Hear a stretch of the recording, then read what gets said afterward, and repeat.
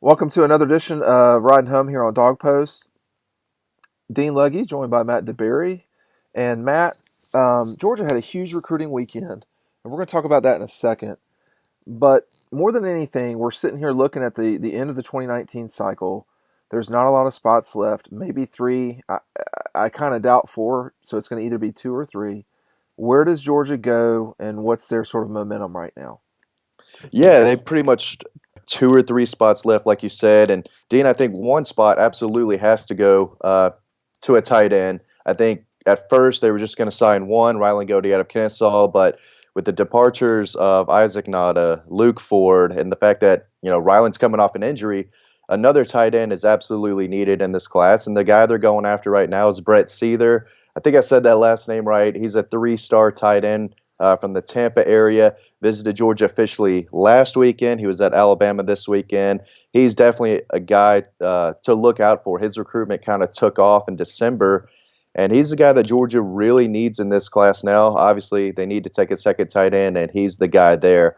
Now, with the remaining spots, you definitely need a defensive back. Kyriq Elum, four-star guy from Florida. That's a Georgia-Florida battle.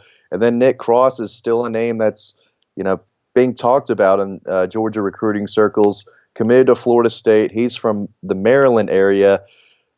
He's a guy Georgia wants. Georgia was in a really good spot when they had Mel Tucker. Things were going really well. He decided to take the head coaching job, obviously, at Colorado, and things kind of maybe took a step back there, but a lot of people are saying that Nick Cross is still a guy that Georgia fans need to keep an eye on. They definitely need to take another defensive back. Kyriq Elum and Nick Cross appear to be those two targets there. And after that, ideally, I think the Georgia staff would love to take an offensive lineman. Javon Shepard, a Texas commit, was in town this weekend for an official visit.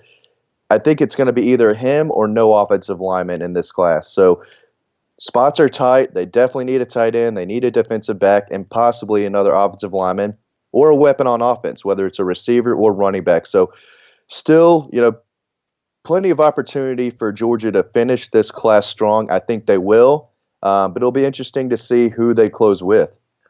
Right. It's not a bad bet to say that Georgia will finish strong given who the head coach Right.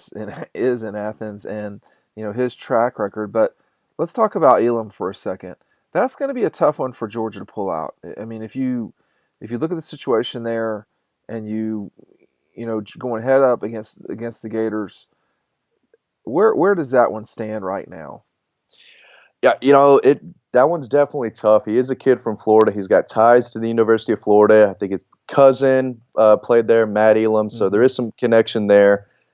And I've always been told that Florida would be tough to beat. I know the Georgia staff, they don't care about all that. They like Kyriq Elum. They've been recruiting him for a long, long time. He was in Athens for an official visit 2 weeks ago, 2 weekends ago. He was at Florida the weekend before that. So I'm hearing a lot of Florida talk with Kyriq Elum, but there's still people that I trust who say Georgia's in a really good spot. Obviously, the hire of Charlton Warren as the Georgia's new defensive back coach, that was a big deal. He was at Florida, so he has a relationship with Kyriq Elum and has one for a long time there.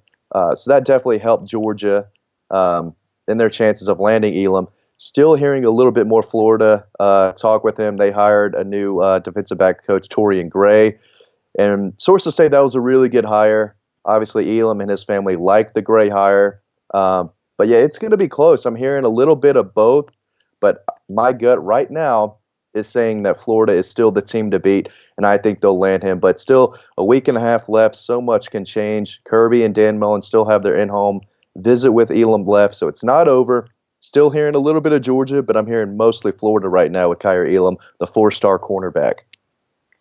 So, as it relates to, it seems like Seether is the most likely, the tight end from Southwest Florida, Tampa, Yeah. Tampa area. I don't know how. I don't want people in Tampa to get real sensitive. Um, but it seems like he's the most likely. But it does feel like after that, it's tough to totally know where the program will go in terms of lining folks up. I'm assuming that they have more optimism slash understanding of what's going to happen than you and I do, but it's not obvious, is it? I mean, Elam, would be a great get, but it doesn't seem like they're in the front there. What rabbits are they going to have to pull out of their hat here at the end? That's a good question. I mean, like you said earlier, tight end is definitely a major need. So they're going to go there, and Brett Seether appears to be the guy. Really good relationship with Coach Hartley. He knows he can come in and really, have a chance for early playing time at Georgia because they do need another tight end. But again, after that, they do need a defensive back. And it does seem like Nick Cross and Kyriq Elum, from everything I've heard, are trending elsewhere. So Georgia, they're going to have to, do a little bit more and kind of climb that ladder a little bit more with both of those guys if they want to land them. But they do need another defensive back. And right now, again, they only have 3 offensive linemen committed. And I know they brought in a ton in 2017 and 2018, and they've got 3 good ones in 2019.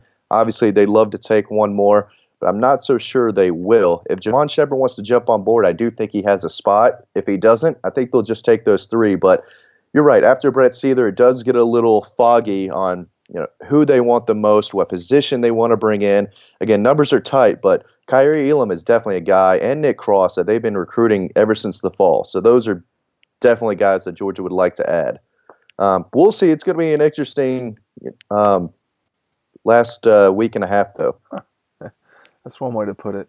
Yeah. Hey, look, it was a huge recruiting weekend over the 26th and 7th in Athens. You had a slew, excuse me, Matt, a slew of guys who came into town.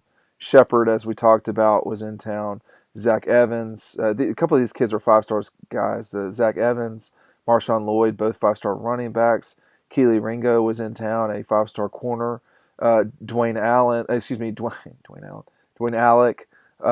Seth McGowan, another high-level running back. Right. Jeff Sims, who you talked to lately here. Dominique Hill, David Daniel, Jaden Thomas, Micah Morris. A lot of kids. And what did you make of the weekend? And, when you were the one who said, I don't think this is a stretch by any amount of but I don't think this is a stretch by any stretch of the imagination. Well, that's really bad to say. I'm sorry. I apologize to our audience. I don't think it's a stretch to say they had a big weekend, but you also said they have a very real shot at the #1 class in the country in 2020. Well, that's hardly been a stretch either with Kirby and them. How does this weekend set up for 2020, and what do you think that this group that was here this weekend, we have this many running backs that are that high level coming into town, that seems to mean something usually. It was definitely a big deal, especially in this 2020 class. But the thing that got my attention was these guys are from all across the country. Obviously, Marshawn Lloyd, a guy they really want, one of the top running backs in the country, he's from Maryland. Zach Evans, the #1 running back in the country, he's from Houston. Keely Ringo is from Scottsdale, Arizona. These are 5-star guys. Seth McGowan, a high 4-star running back, he's from Texas. So to get that much talent from across the country into Athens on the same weekend, to get to know each other and try to build some rapport, that was a really, really big deal. But, the talent is crazy. Zach Evans is the real deal. If you haven't seen his film, it's jaw-dropping. To get him on campus is always a big deal. He's got a lot of schools in the mix. But, yeah, there are a lot of 2021 guys. I know that's really, really far away. A lot of the people listening this is still focused on that 2019 class, but Kirby and them, they don't stop. I mean, you have to get in on these kids early. And a lot of talent in 2021, especially in-state, was in town. But 2020, there's so much talent they had on campus, especially at the running back spot. If you're on Dog Post, we've been saying for a long time Georgia needs 2 elite running backs in 2020. And they had some really, really good ones on campus. Some of the best in the country were on campus this past weekend. Yeah, it was definitely a big deal. And we're going to try to have updates on all those guys as soon as we can up on Dog Post. But yeah, if they get their guys in 2020, obviously Eric Gilbert, a 5-star from Marietta, he was at Clemson. So was Brian Breesy, the top player in the country, defensive end from Pennsylvania. They were both at Clemson, both big Georgia targets. If Georgia gets their guys, if they get 2 elite running backs, while keep building the offensive line that they have, and then just add on to the defensive line, which is super rich in talent 2020. A lot of guys to choose from there. But, it's shaping up right now to be another elite class. And if Georgia gets these guys, Eric Gilbert, maybe a Zach Evans, Marshawn Lloyd, Brian Breesy, yeah, they're going to have a real shot at that number one class. But it's a long way away, and obviously Georgia's still putting together their 2019 class. But you can't ignore the fact that so much talent was here in 2020. And again, in a week and a half, 2019 is wrapped up, and we will be focusing on 2020 kids. So lots of updates coming on those guys, but it was a really big deal in my eyes this weekend to get so much talent from across the country on campus at one time. It was a big deal. All right, mosey on over to Dog Post. We've got you covered for the rest of the week and beyond. This has been Dean Legge and Matt DeBary. We're signing off for now. We'll see you next time here on Dog Post.